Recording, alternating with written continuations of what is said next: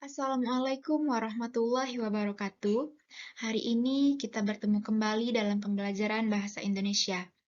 Nah, untuk memulai pembelajaran pada hari ini, Ibu ada pantun nih. Sarapan pagi dengan roti, pergi bekerja bertemu petani. Sebelum masuk ke pembahasan inti, anak-anak bagaimana kabarnya hari ini? Semoga sehat selalu dan tetap semangat belajar ya. Nah, materi yang akan kita bahas pada kali ini yaitu mengenai struktur dan kebahasaan puisi rakyat.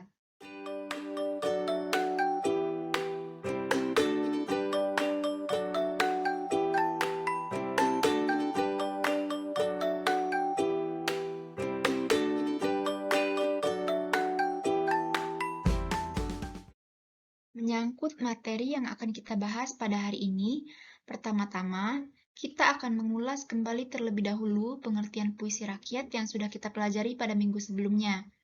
Setelah itu, barulah kita mempelajari struktur dan unsur kebahasaan pada puisi rakyat yang berupa pantun, syair, dan gurindam. Selanjutnya, kita akan menelaah beberapa contoh puisi rakyat agar anak-anak sekalian dapat lebih memahami mengenai struktur dan unsur kebahasaannya itu apa-apa saja ya. Kemudian, ada tugas individu untuk dikerjakan masing-masing.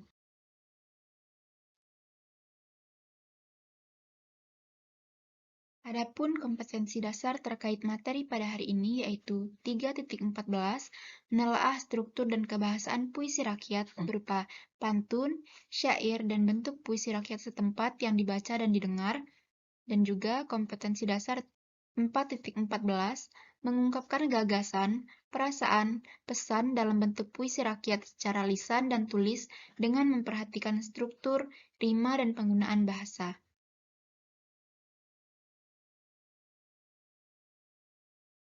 Anak-anak, ada yang masih ingat pengertian puisi rakyat? Ini sudah kita pelajari pada minggu lalu ya, tapi Ibu akan sedikit mengulas kembali karena masih berkaitan dengan materi kita pada hari ini. Jadi, puisi rakyat adalah warisan bangsa yang memiliki nilai, pesan moral, agama, dan budi pekerti. Puisi rakyat ini biasanya disampaikan dari mulut ke mulut dan biasanya juga tidak diketahui penulis atau pengarangnya. Puisi rakyat mengandung banyak nasihat dan nilai kehidupan yang dapat kita lakukan pada kehidupan sehari-hari. Nah, puisi rakyat ini sangat beragam jenisnya. Ada pantun, syair, gurindam, karmina, seloka, talibun, mantra, dan masih banyak lagi. Tapi, kita hanya akan membahas lebih lanjut mengenai pantun, syair, dan gurindam, karena itu yang masih lebih sering kita dengar sekarang ini.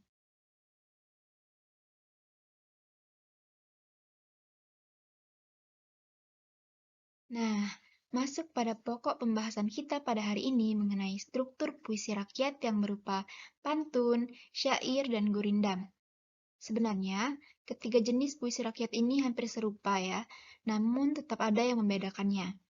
Untuk pantun, tiap baitnya terdiri dari 4 larik, dengan masing-masing larik itu terdiri dari 8-12 suku kata. Nah, pada pantun, larik pertama dan kedua merupakan sampiran, sedangkan larik ketiga dan keempat merupakan isi. Pantun memiliki rima AB, AB, dan biasanya pantun juga berisi nasihat, teguran, atau bisa juga sebagai hiburan.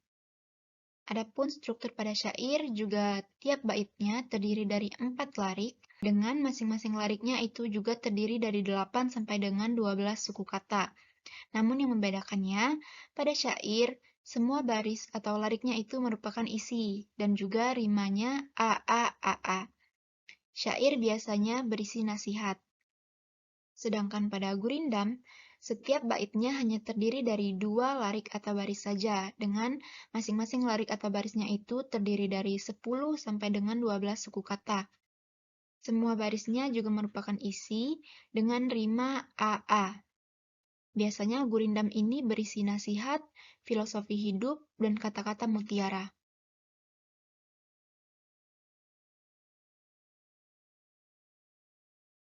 Selanjutnya, kita akan membahas mengenai kebahasaan puisi rakyat.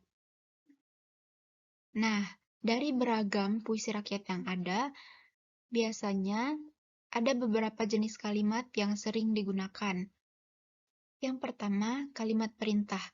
Kalimat ini berisi atau bermaksud memberi perintah atau suruhan kepada seseorang, biasanya menggunakan akhiran lah, seperti buanglah. Yang kedua, kalimat saran. Kalimat ini berisi saran untuk kebaikan seseorang. Kata yang biasanya dipakai seperti sebaiknya dan seyogyanya. Lalu, yang ketiga ada kalimat ajakan.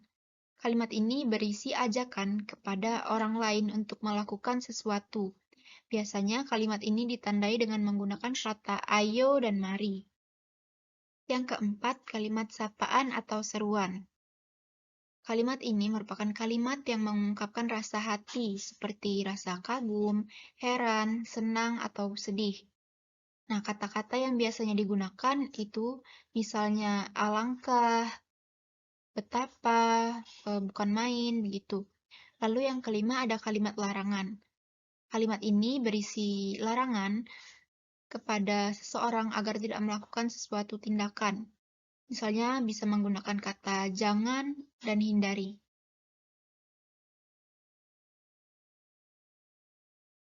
Ada pula beberapa jenis kata penghubung yang biasanya digunakan dalam puisi rakyat.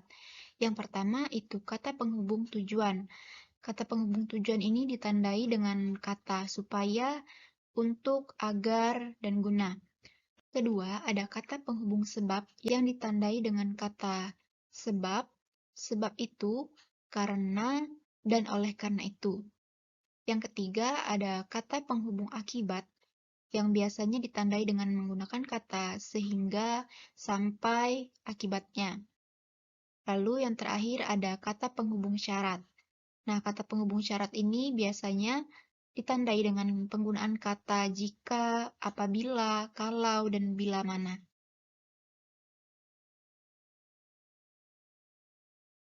Setelah Ibu menjelaskan materi struktur dan kebahasaan puisi rakyat tadi, mungkin ada beberapa anak-anak yang masih belum terlalu paham nih.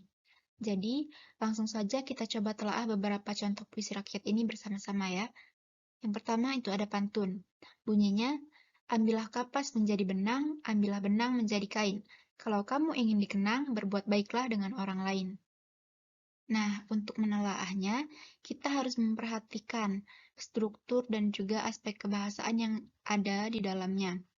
Struktur penyajian satu bait pantun ini terdiri dari 4 larik, dengan larik 1 dan kedua merupakan sampiran dan juga larik ketiga dan keempat merupakan isi.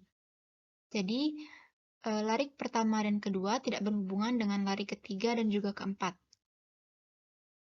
Larik ke-1 dan kedua hanya berfungsi sebagai pengantar untuk masuk pada isi larik ketiga dan keempat. Dapat kita lihat juga bahwa pola rima pada pantun ini yaitu AB-AB, karena akhiran kata benang pada larik pertama sama dengan akhiran kata dikenang pada larik ketiga, dan juga akhiran kata kain pada larik kedua itu sama dengan akhiran kata lain pada larik keempat. Lalu, jika ditinjau dari unsur kebahasaannya, pada larik pertama dan kedua itu menggunakan kalimat perintah, ditandai dengan akhiran kata lah pada kata ambillah. Sedangkan larik ketiga dan keempat merupakan kalimat saran dengan pola hubungan syarat, ditandai dengan kata kalau. Selanjutnya, ada contoh syair.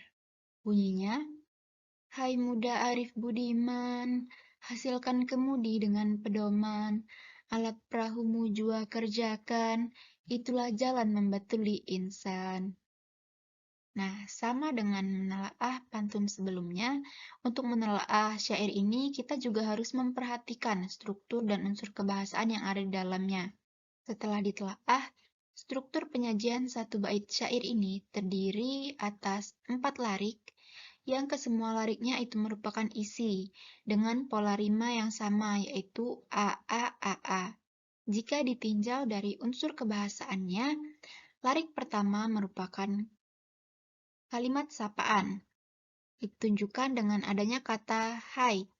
Lalu, larik kedua dan ketiga merupakan kalimat perintah kepada generasi muda yang disapa pada larik pertama. Sedangkan lari keempat merupakan akibat yang akan ditemui jika melakukan apa yang diperintahkan pada lari kedua dan ketiga. Terakhir, ada contoh gurindam, yang bunyinya, belajarlah demi masa depan untuk mencapai semua harapan. Masih sama seperti sebelumnya, untuk menelaah gurindam ini, kita perlu memperhatikan struktur dan unsur kebahasaan yang digunakan di dalamnya. Untuk struktur penyajian satu bait gurindam ini terdiri dari dua larik isi yang saling berhubungan dengan menggunakan pola rima AA. Larik 1 merupakan syarat terjadinya larik 2.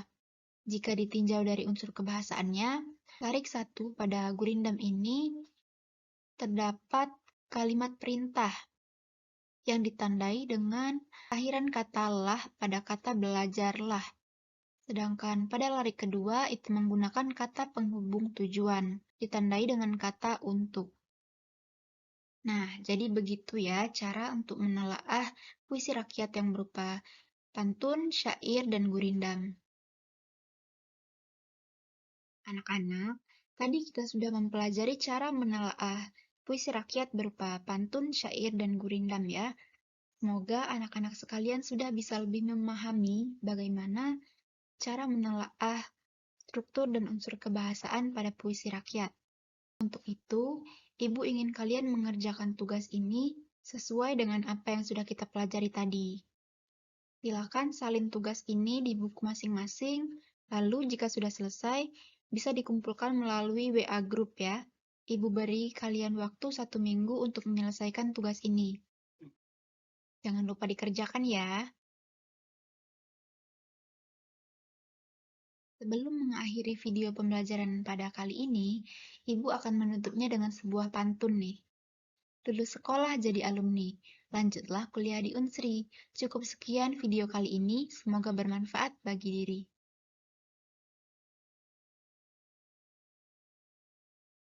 Terima kasih untuk anak-anak yang sudah menyimak video ini sampai akhir.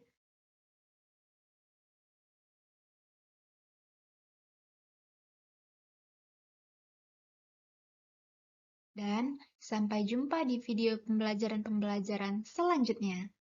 Wassalamualaikum warahmatullahi wabarakatuh.